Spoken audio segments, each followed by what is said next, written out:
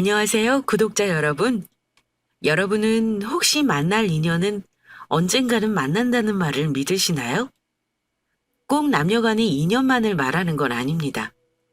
부모 자식 간이든 친구든 또는 연인 사이든 헤어질 인연은 헤어지고 만나게 될 인연이라면 언젠가는 만나게 된다는 것 말입니다. 저는 워낙 팍팍하게 인생을 살아왔어서 꿈 같은 얘기는 잘 믿지 않았던 사람입니다. 하지만 열심히 살다 보니까 저에게도 신기한 일이 생기더라고요. 저는 그게 우연이라고는 생각하지 않아요. 언젠가는 꼭 만나게 될 필연적인 인연이었구나 하는 생각을 합니다. 오늘 제가 말씀드릴 사연은 저의 인생을 180도 바꿔준 인연에 대한 이야기입니다. 저는 내년이면 32이 되는 여자예요. 올가을에 좋은 사람과 결혼도 앞두고 있고 사는 곳은 서울입니다.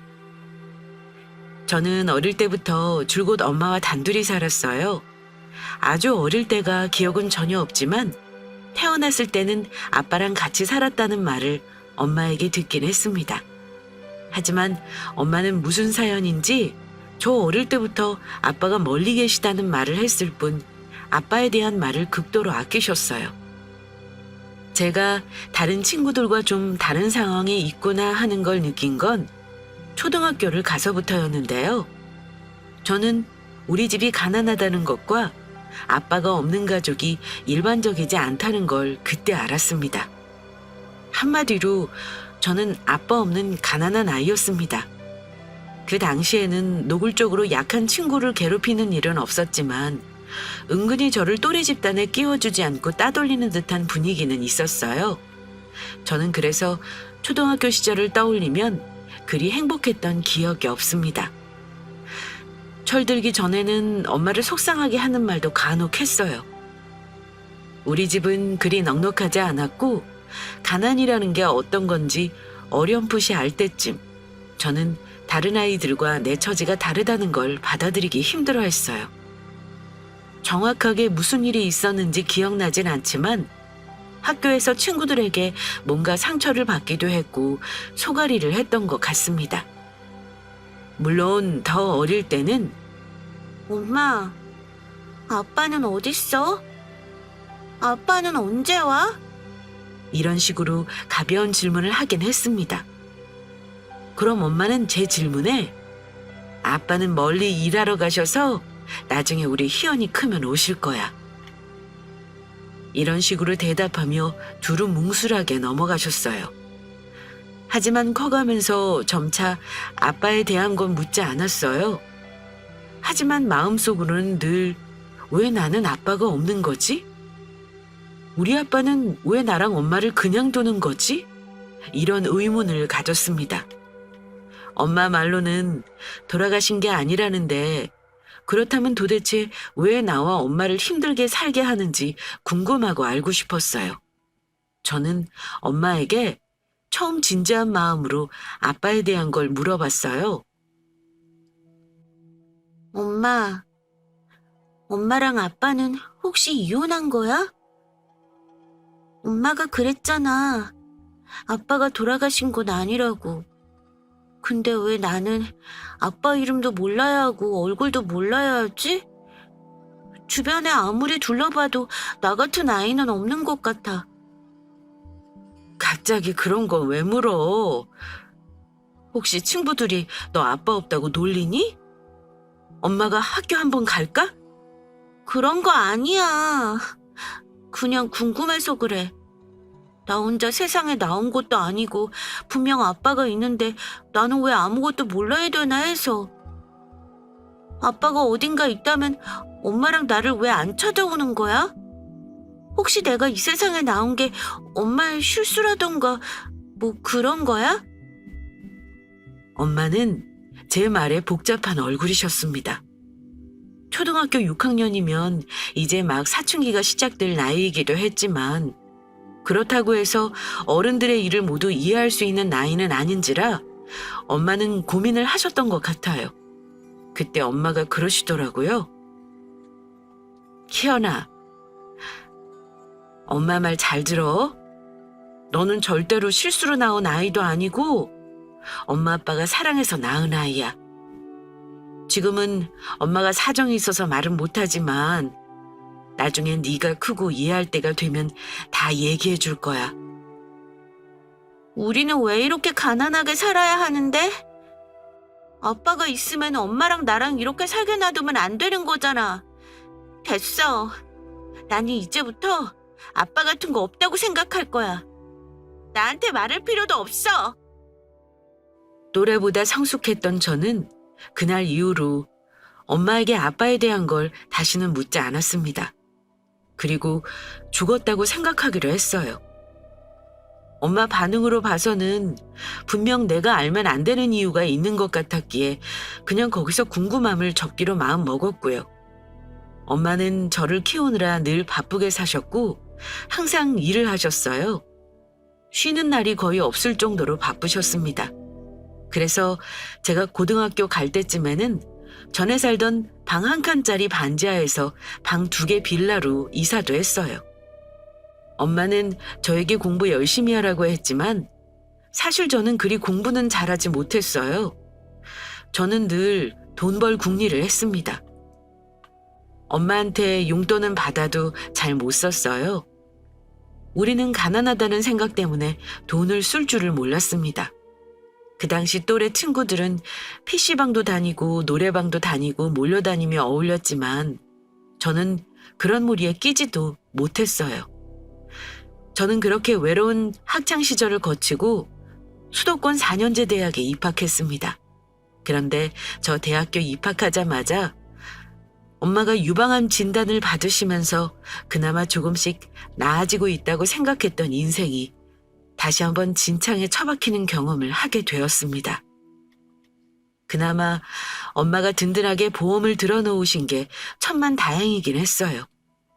하지만 그 당시에는 암이라는 병은 진단받는 순간 돈이 드는 병이었습니다. 엄마는 다행히 수술 후 항암까지 잘 견디셨어요. 하지만 일을 못하셨기 때문에 제가 생활비를 책임져야 했습니다. 거기다가 대학교 학비를 고스란히 저 스스로 해결해야 했습니다. 그때부터 저는 안 해본 아르바이트가 없었어요. 마트 주차 요원이며 호프집, 식당, 커피숍 등등. 수업 듣는 시간 빼놓고는 전부 아르바이트로 채워서 살았습니다. 그러니 아무리 열심히 해도 학점은 엉망이었고 결국 중간에 학비와 생활비를 해결하기 위해 휴학까지 해야 했습니다. 휴학해서 어떻게든 목돈을 모아 학비랑 생활비를 해결해 놓고 싶었습니다. 하지만 아무리 아르바이트를 2탕, 3탕을 뛰어도 엄마 병원비까지 감당하는 건 역부족이더라고요. 엄마는 몸이 아프면서도 저에게 너무 미안해하셨고 하루 걸러 하루 눈물바람이셨습니다. 희연아, 힘들지? 제일 예쁜 나이에 엄마 때문에 고생만 하고 어떻게든 졸업은 휴학 안 하고 시키고 싶었는데 미안하다. 엄마가 얼른 나아야 하는데 어쩌지? 이번 항암 끝나면 엄마도 할 수 있는 일 찾아볼게. 엄마, 그런 소리 하지 마. 엄마는 몸 생각만 해야지 그런 걱정할 필요 없어. 지금까지 엄마가 나 길러주고 고생했는데 이제는 내가 엄마 보살펴줄게. 지금은 돈 걱정하지 말고 엄마 낳을 생각만 하자.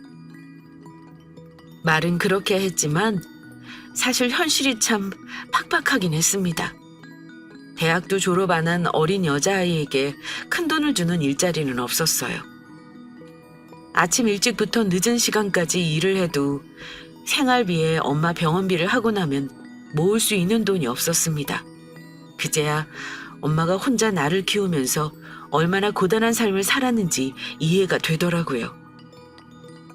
엄마, 그동안 엄마 혼자서 정말 힘들었겠다. 나는 그런 것도 모르고 맘속에 불만만 갖고 살았지 뭐야? 공부 좀 더 열심히 해서 엄마 힘나게 할걸. 나 그동안 너무 대충 산 것 같아. 미안해 엄마. 우리 딸이 이제 철드는 거야? 엄마한테 네가 왜 미안해? 엄마가 미안하지. 엄마가 빨리 나와서 우리 딸 시집 가기 전에 같이 여행도 다니고 해야 하는데 할 수 있겠지? 그럼 당연하지. 엄마, 우리 말 나온 김에 이번 마지막 항암 끝나면 제주도 갈까? 우리 한 번도 여행 간 적 없잖아.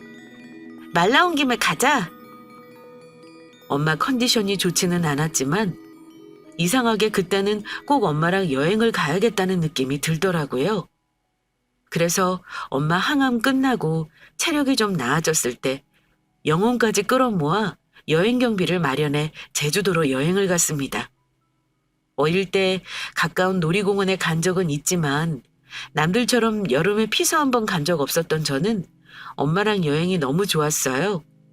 엄마도 아마 마음 편히 여행 간 건 처음이었을 겁니다. 정말 꿈같이 행복한 시간을 보내고 온 엄마와의 제주 여행이었고 다음에는 해외로 가자는 약속도 했어요. 하지만 그 약속은 슬프게도 지킬 수 없게 되었습니다. 저에게는 그 제주 여행이 엄마와의 처음이자 마지막 여행으로 남았거든요. 엄마는 수술 후 항암까지 하셨지만 2년 후 제가 졸업반일 때 암이 재발했어요. 암이 얼마나 무섭냐면요. 순식간에 간과 폐로 전이된 암은 엄마의 생명을 빠른 시간에 갉아먹었습니다. 저는 엄마 병시중 때문에 취업도 포기하고 파트타임으로 일을 하며 하루하루를 버텨냈습니다. 하지만 엄마는 재발하고 1년도 버티지 못하셨습니다. 엄마 장례를 치르는 동안 빈소는 텅텅 비었어요. 그나마 대학 때 친구들 몇몇과 아르바이트 하던 곳의 직원과 사장만이 다녀갔을 뿐이었습니다. 저는 크면서 외가 쪽 식구를 한 번도 만난 적이 없었고 누가 찾아온 적도 없었기에 엄마 돌아가시고 나서도 딱히 연락할 수 있는 사람이 없었습니다. 엄마가 알고 지낸 지인 몇 분이 다였어요. 그분들 도움과 생전에 엄마가 남겨놓은 얼마간의 돈으로 무사히 장례를 마쳤습니다. 엄마가 돌아가셨을 때는 이제 정말 세상에 기댈 사람 하나 없이 완전히 혼자라는 생각에 너무나 힘들었습니다. 엄마가 있는 세상과 없는 세상은 정말 달랐어요. 아팠던 엄마였지만 그래도 저에게는 하나뿐인 기댈 구석이었으니까요. 엄마 돌아가시고 나서 유품 정리를 하는데 엄마는 사치품 하나가 없더라고요. 그 나이에 남들 다 있는 명품 가방이나 보석 하나가 없었습니다. 딱 하나, 펜던트에 한자가 새겨진 특이한 디자인의 금목걸이 하나를 남기셨더라고요. 엄마 옷이며 쓰던 물건은 정리했지만 이상하게 그건 남기고 싶었습니다. 엄마의 유품 중 제가 간직하고 싶다는 느낌이 든 물건이라 그날부터 저는 쭉 엄마가 남긴 그 목걸이를 착용하고 생활했습니다. 한동안 너무 힘들었는데 저는 마냥 넉놓고 지낼 수 있는 상황도 아니었습니다. 학자금 대출은 아직도 갚아야 했고 생활을 해야 했으니까요. 그런데 제가 가장 힘든 그 시기에 저에게 관심을 보이는 사람이 있었어요. 원래 연애는 심신이 약할 때 하는 게 아니라지만 같이 아르바이트를 하던 곳에서 알던 사람이 관심을 보이며 다가오는 게 싫지 않았습니다. 어쩌면 제가 그때 기댈 곳이 필요했는지도 모릅니다. 저는 25 먹도록 연애 경험이 없었기 때문에 이것저것 따질 줄 몰랐어요. 그냥 저를 좋다고 해주는 게 너무 고맙고 좋았습니다. 엄마가 돌아가시고 나서 힘들었던 저에게 어쩌면 그때 제일 힘이 돼주던 사람이기도 했고요. 그 사람은 저보다 2살이 많았고 저와 마찬가지로 취업 준비 중이었어요. 취업 준비를 하던 중에 그 사람은 식품 관련 대기업 계열사에 합격했습니다. 반면 저는 취업 준비를 하면서 아르바이트를 병행했는데 생각보다 좋은 회사에 취직하는 게 쉽지 않았어요. 서울이라는 곳에 수많은 회사가 있어도 나 하나 들어갈 곳이 없다는 게 참 굉장히 서글프더라고요. 그때 마침 일하는 카페 사장님이 저에게 좋은 제안을 해주셨습니다. 현 씨, 아는 지인이 강남에 카페 체인점을 오픈했는데 믿을 만한 직원이 필요하다지 뭐야? 내가 그때 딱 희연 씨 생각이 나더라고. 나처럼 작은 가게도 아니고 본사가 대기업이잖아. 희연 씨 요새 취업 때문에 골치 아파하는 것 같길래 얘기해봤어. 물어보니까 4대 보험 당연하고 상여금도 있더라. 어때? 생각 있으면 한번 이력서 넣어봐. 내가 이거라도 도와주고 싶어서 그래. 그때는 딱히 선택지가 없었습니다. 취업이 잘 안 돼서 자존감이 바닥을 칠 때이기도 했고요. 남자친구는 안정적인 직장을 다니면서 승승장구하고 있는데 마음이 조급했어요. 사장님 제안을 받아들인 저는 파트타임 아르바이트를 정리하고 정규 시간에 출퇴근이 가능한 그 카페에 취직을 하게 되었습니다. 당장 먼 미래를 생각할 겨를이 없었던 저는 한 달 한 달 일하면서 생활비를 해결하고 대출을 갚고 조금씩 저축도 해나갔습니다. 오래 일할 생각은 아니었지만 눈 깜짝할 새 시간이 흐르더라고요. 그 사이 저는 28이라는 나이가 되었고요. 그리고 엄마와 살던 오래된 빌라를 나와 복층 오피스텔로 이사까지 했어요. 보증금 제외하고 5천만 원의 목돈도 모으게 되었고요. 그때까지 저는 남자친구와 잘 만나고 있었습니다. 물론 다른 연인들처럼 사랑 싸움도 하긴 했지만 큰 문제는 없었다고 생각해요. 그즈음 저는 결혼이라는 걸 진지하게 생각해보기 시작할 때였습니다. 저는 현실적인 제 처지를 누구보다 잘 알아요. 솔직히 말해서 제 자신에 대해 그리 자신감이 없었습니다. 아무리 잘났다 한들 현실적으로 저는 부모 형제 하나 없는 혈혈단신 천의 고아에 그렇다고 학벌이나 직업이 대단한 사람도 아니었으니까요. 저는 남자친구에게 미안한 마음도 있었어요. 마냥 연애만 생각하는 나이가 아니다 보니 결혼에 대한 이야기를 나누기도 했는데 그럴 때면 항상 저는 작아져야 했습니다. 하지만 남자친구는 그런 저에게 자격지심이라면서 자기 부모님은 저를 보면 좋아하실 거라고 자기 집으로 인사드리러 가자고 저를 졸랐습니다. 우리 집에 인사하러 갈까? 우리 사귄 지 이제 3년 넘었잖아. 연애 오래 해봤자 길거리에 내버리는 돈만 많고 너랑 나랑 빨리 결혼해서 같이 자리 잡는 게 좋을 듯한데. 내가 무슨 걱정하는지 알잖아. 나는 부모님도 안 계시고 형제도 없고 친정이 없는데 오빠 부모님이 마음에 안 들어 하시면 어쩌지?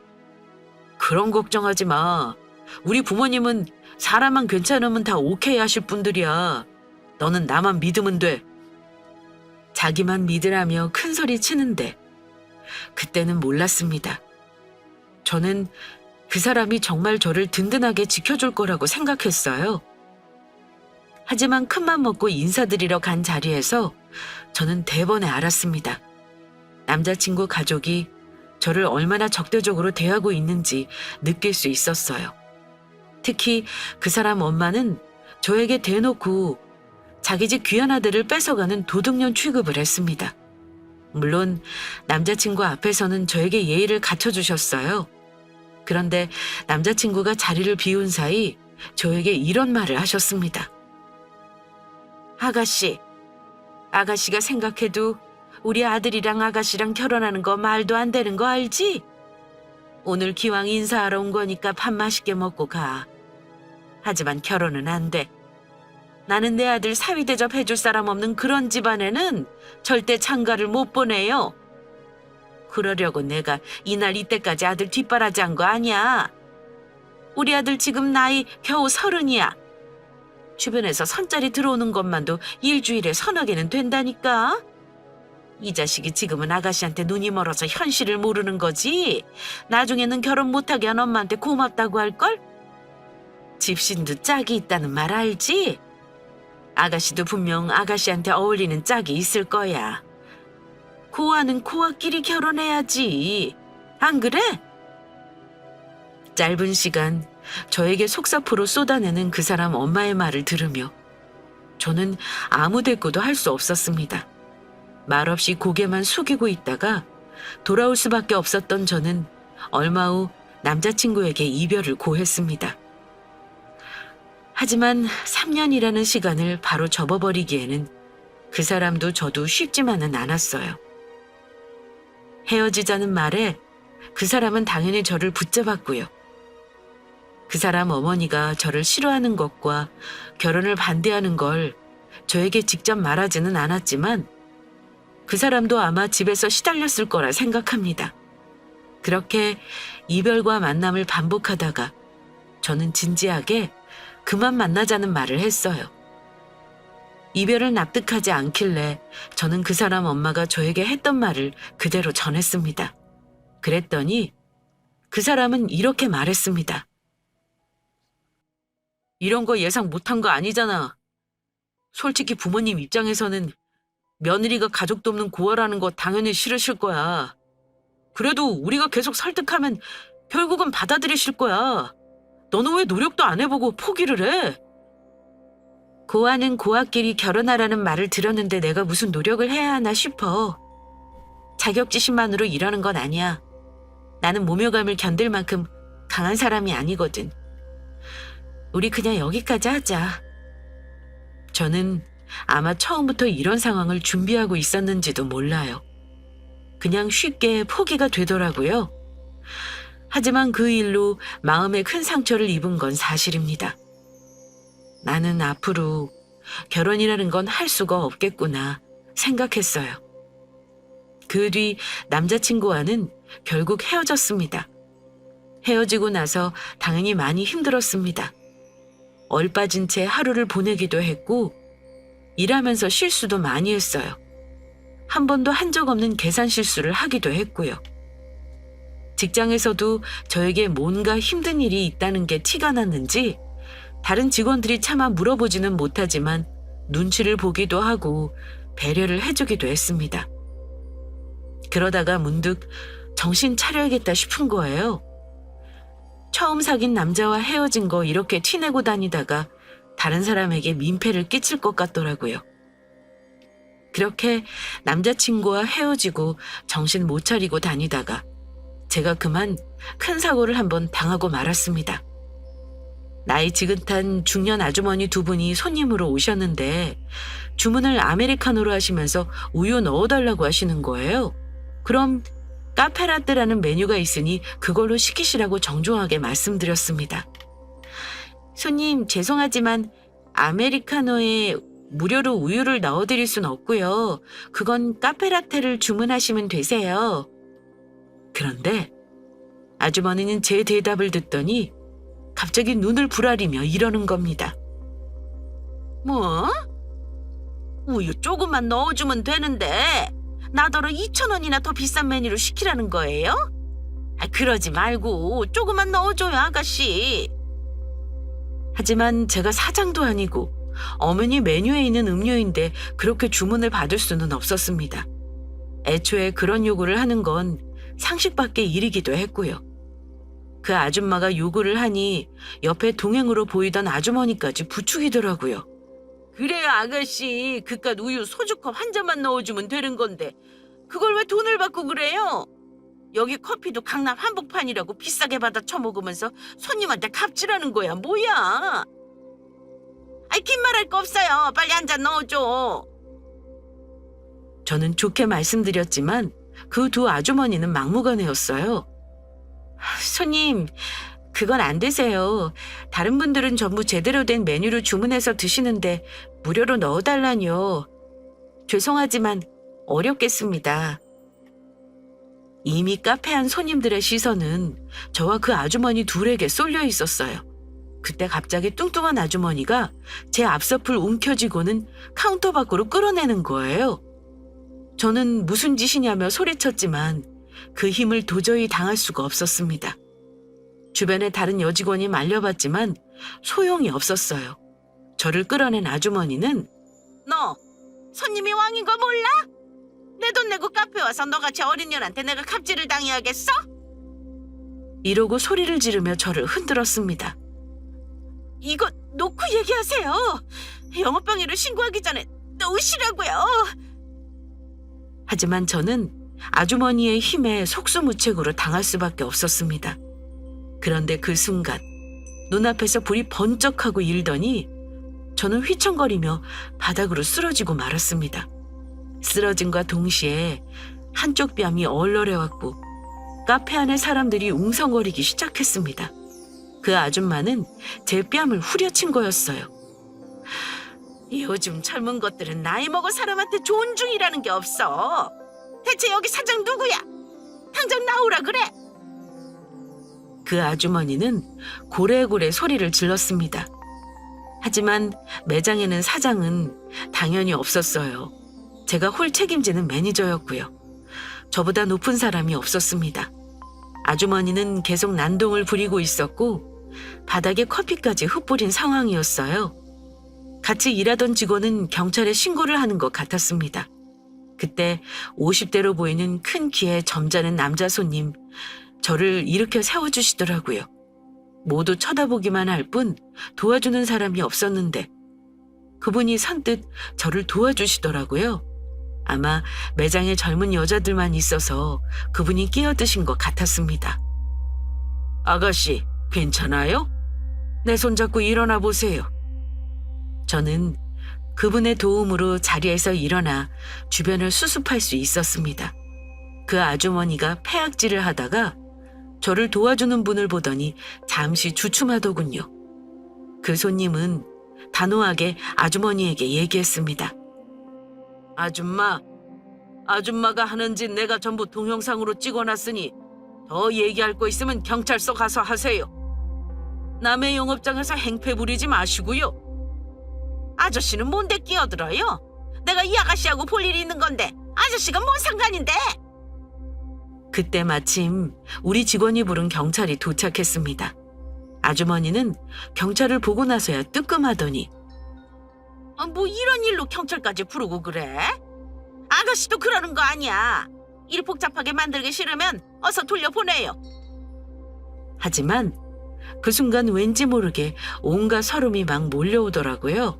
그래서 그 아줌마에게 경찰서로 가시라 했습니다. 이분이 아줌마가 나 때린 거 동영상으로 찍어 놓으셨다니까 경찰서 가서 얘기하시죠. 제가 그냥 넘어가면 아줌마는 다른 데 가서도 사람한테 함부로 진상 부리실 것 같네요. 이참에 버릇 고치셔야죠. 저는 저를 도와준 남자 손님 덕에 그 아줌마를 경찰서에서 폭행으로 고소해버렸습니다. 너무 감사하게도 중년의 남자 손님이 경찰서에 증인으로 동행까지 해주셨고요. 진술서를 작성하고 나와서 그분께 감사 인사를 하고 돌아서는 순간이었습니다. 그런데 갑자기 남자 손님이 저를 붙들어 세우더라고요. 아가씨, 아까 진술서 작성할 때 보니 이름이 김희연이라고 했나? 맞다고 대답했더니 그분이 이러시는 겁니다.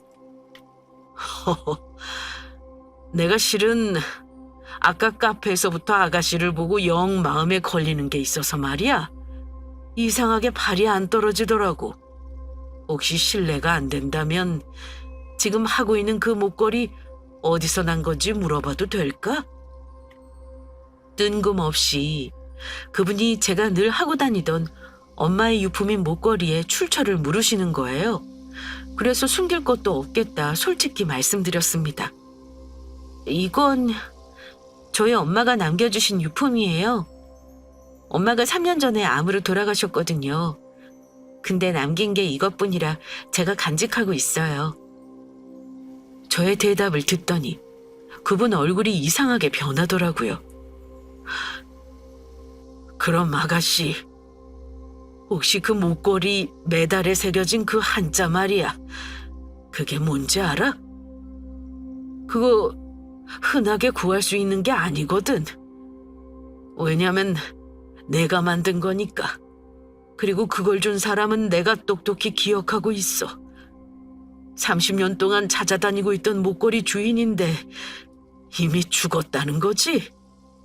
그럼 아가씨가 그 사람 딸인가?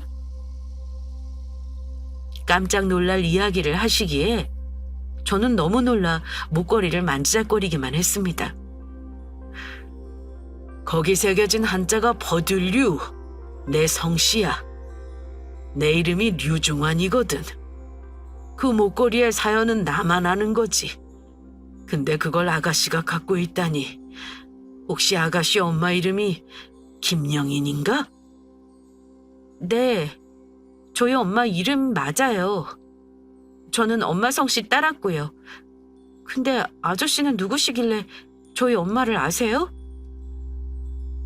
그분은 놀란 듯 제게 다가오더니 제 손을 덥석 잡았습니다. 그럼 네가 내 딸이겠구나. 희연이? 내가 그렇게 찾던 내 사람 딸이 희연이었구나. 아이를 낳았다는 말만 들었지. 그렇게 찾아도 꽁꽁 숨어있더니 이렇게 만날 운명이라 그랬나 보구나. 내 짐작이 맞다면 너는 아마 내 딸일 거다. 내가 그렇게 찾으려던 내 딸 말이야. 알 수 없는 말을 하시면서 제가 그분의 딸이라는 말을 계속 하시더라고요. 저는 얼떨떨한 상태로 아무 말 못했고요. 대체 이게 무슨 상황인가 싶었습니다. 그분은 저에게 옛날 얘기를 해주셨습니다. 엄마가 젊을 적에 두 분은 서로 사귀던 사이였지만 엄마 역시 딸린 가족 없는 고아라고 그분 집에서 반대를 심하게 하셨답니다. 그런데 어쩌다 엄마가 임신을 하게 되었고 그걸 알게 된 아저씨 집안 어른들이 엄마를 협박하셨다고 해요. 잡아서 병원까지 데리고 가서 저를 떼어내려 했고 가까스로 엄마는 연고도 없는 서울로 도망쳐와 아무도 모르게 꼭꼭 숨어 저를 낳았던 겁니다. 그렇게 헤어졌지만 그분은 그날 이후로 엄마를 계속 찾으셨다고 해요. 하지만 그 당시 엄마와 그분이 살던 곳은 전라도였고 엄마가 도망쳐 온 곳은 서울 한복판이었으니 찾기가 쉽지 않았을 겁니다. 그때는 인터넷이나 정보망이 없었으니 더했겠죠. 30년 가까이 세월이 지나는 동안 아저씨는 서울에 사업체를 운영하기 위해 정착하셨고 심지어 그 나이 먹도록 결혼도 포기하고 살았다고 하시는 겁니다. 엄마 사진을 보여달라 하시기에 보여드렸는데 맞다면서 엉엉 우시더라고요. 그러면서 저에게 전화번호와 주소 그리고 명함을 건네주셨습니다. 빠른 시일 내에 만나서 유전자 검사를 한번 해보자고 하시더군요. 너는 분명 내 딸이 맞아.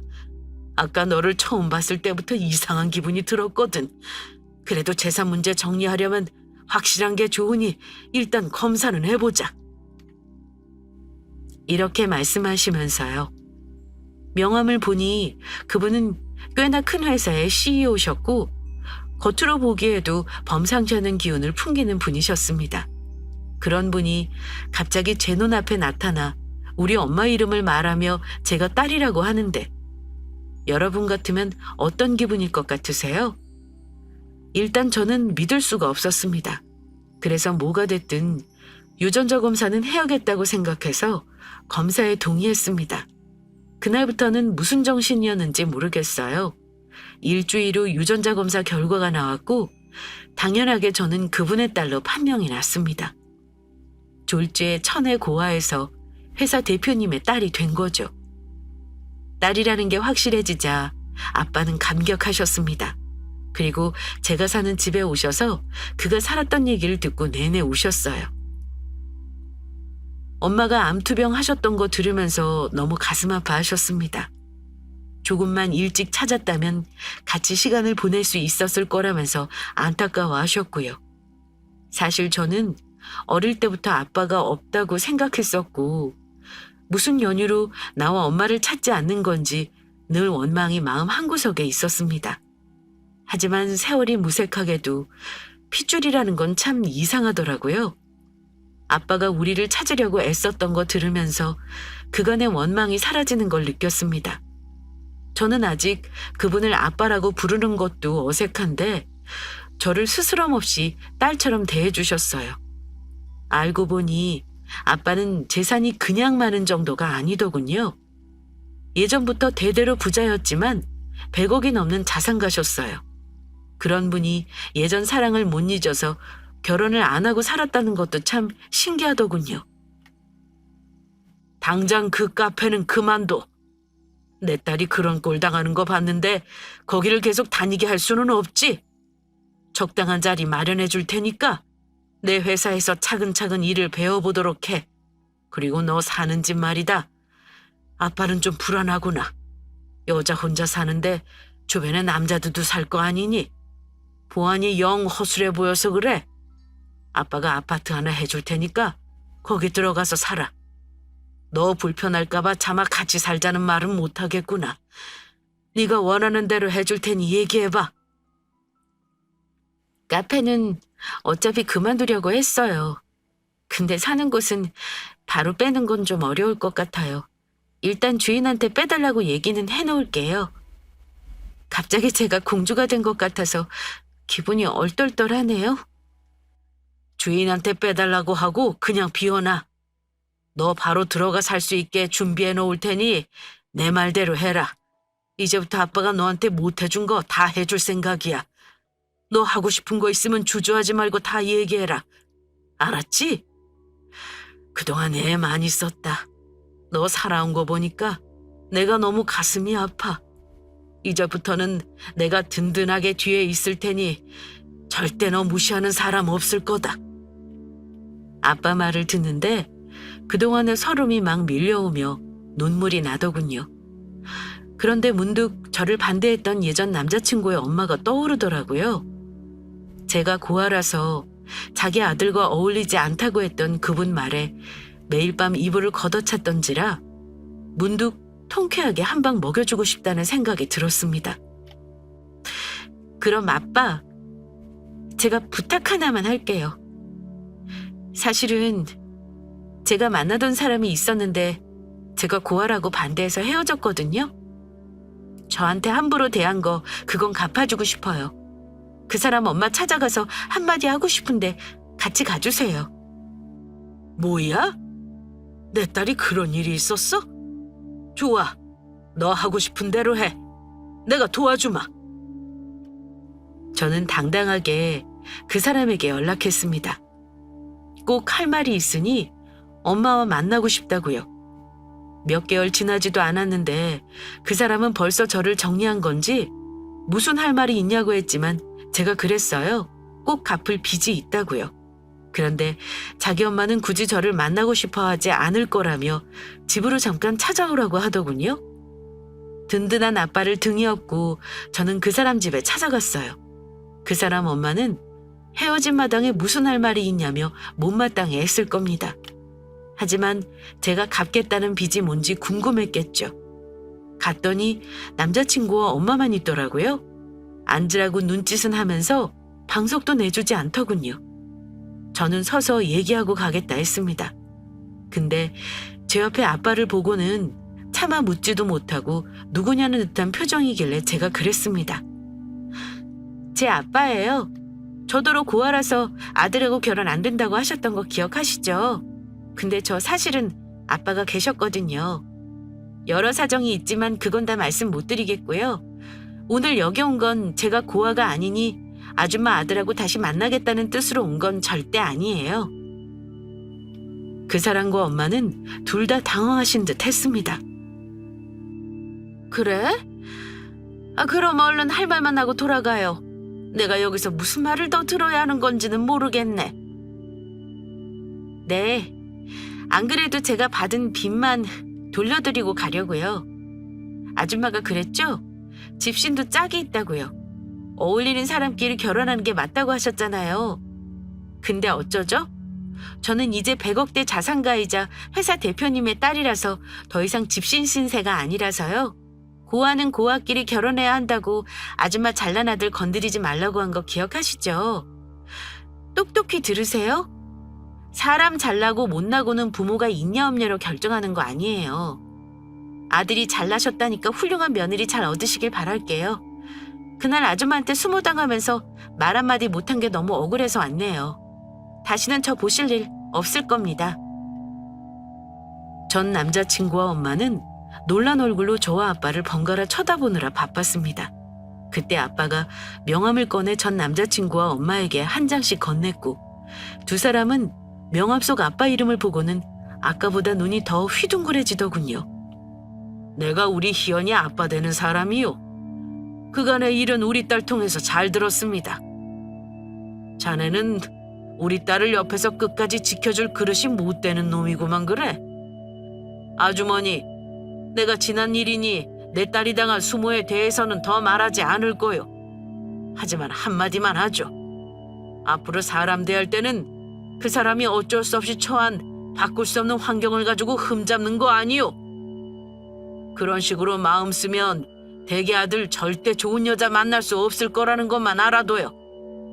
하긴 내 딸을 놓쳤으니 평생 얻을 운 한 방에 잃은 거나 매한 가지겠소만 어쨌든 혼사는 물 건너간 거고 우리 딸 억울한 마음 한번 풀려고 온 거니까 이해해줬으면 합니다. 우린 이만 가죠. 희연아, 그만 가자. 나가려는 저를 아줌마가 붙잡더니 어머 희연아, 네가 아직 모르나 본데 우리 아들이 너랑 헤어지고 너무 힘들어해서 나도 그만 마음을 풀 참이었어. 근데 네가 찾아오겠다 하길래 내심 얘기를 잘해보려고 했단다. 근데 이렇게 네 할 말만 하고 가면 어쩌니? 앉아서 천천히 얘기해보자. 저는 할 얘기 없네요. 집신도 짝 있잖아요. 아드님도 수준에 맞게 월급 200만 원 언저리 받는 여자 만나서 결혼해야죠. 안 그래요? 설마 제가 아줌마 아들하고 어울리는 짝이라고 생각하시는 건 아니죠? 그럼 안녕히 계세요. 그렇게 말하고 나오는데 속이 다 후련하더라고요. 그날 이후 더 이상 자면서 이불킥을 하는 일도 없었습니다. 웃긴 건 뭐였냐면요. 며칠 지나지 않아 그 사람이랑 엄마가 우리 아빠 회사 앞에까지 찾아오셨다는 겁니다. 아빠는 바쁘셔서 제가 잠깐 만났는데 어이없게도 저랑 혼사를 다시 얘기하고 싶다는 거예요. 기분 정말 더러우면서도 통쾌하더라고요. 이런 양가 감정 뭔지 아시려나요? 돈이 참 좋구나 하는 생각도 들었지만 돈이 뭐라고 집신 취급하던 내게 이렇게 태도를 돌변해 절절매나 싶기도 했습니다. 눈앞에서 자산가의 딸을 놓칠 수 없다는 듯 결혼할 때 혼수도 필요 없고 예단도 필요 없다면서 허튼 소리를 하길래 만날 일 없다고 단단하게 못 받고 돌아섰습니다. 돌아서는 등 뒤로 그 집 엄마가 아들에게 소곤거리는 소리가 들리더군요. 아들, 네가 무릎이라도 꿇어서 제 마음을 돌려놔. 이렇게 쟤 보내면 그 돈 전부 놓치는 거야. 아이고 아까워. 조금만 참았으면 제 돈이 다 네 거 되는 건데. 얼른 가 붙잡지 않고 뭐해? 엄마 그만해요. 나는 염치가 없어서 더 이상은 못하겠다. 등짝을 후드려 패는 소리가 들렸지만 저는 뒤도 돌아보지 않고 나와버렸네요. 아마 그 집 엄마는 아들이 며칠 동안 부잣집 사이 될 뻔한 거 놓친 거 생각하며 억울하고 분했을 겁니다. 저처럼 밤마다 이불킥을 했을지도 모르죠. 저는 갑자기 제 인생의 구원자처럼 나타난 유일한 핏줄인 아빠로 인해 지금은 많은 걸 누리며 살고 있어요. 벌써 시간이 흘러 저는 32이라는 나이가 되었네요. 그간 아빠 회사에서 일을 열심히 배워 팀장이 되었고 좋은 사람도 만나 올가을 결혼을 앞두고 있습니다. 말씀드렸듯 저는 꿈 같은 이야기를 믿지 않습니다만 저에게 일어난 이 동화 같은 얘기는 분명 현실에서 일어난 일이 맞아요. 만약 엄마가 돌아가시고 제가 그 카페에서 일하지 않았다면 아빠를 만날 수 있었을지 가끔 이상한 생각이 들기도 해요. 마치 세상 모든 인연이 정해진 시기에 만나도록 정해놓은 법칙이 있는 것 같기도 하고요. 엄마는 아빠와 만나지 못하고 세상을 떴지만 아마 하늘에서 저를 보면서 마음 편히 계실 거라고 믿어요. 그리고 저는 남은 삶을 하나뿐인 아빠와 즐겁게 지내고 싶습니다. 이제 시집가면 사위도 생길 테고 손주도 보실 테고요. 저의 외로웠던 삶은 이제 행복해지는 일만 남은 것 같습니다. 저의 꿈 같은 사연은 여기까지입니다. 힘든 일로 지치신 분들께 조금이나마 위로가 되는 사연이었길 바라며 저의 이야기는 여기서 마칠게요. 구독자분들 모두 늘 행복하고 평안하시길 기원합니다. 감사합니다.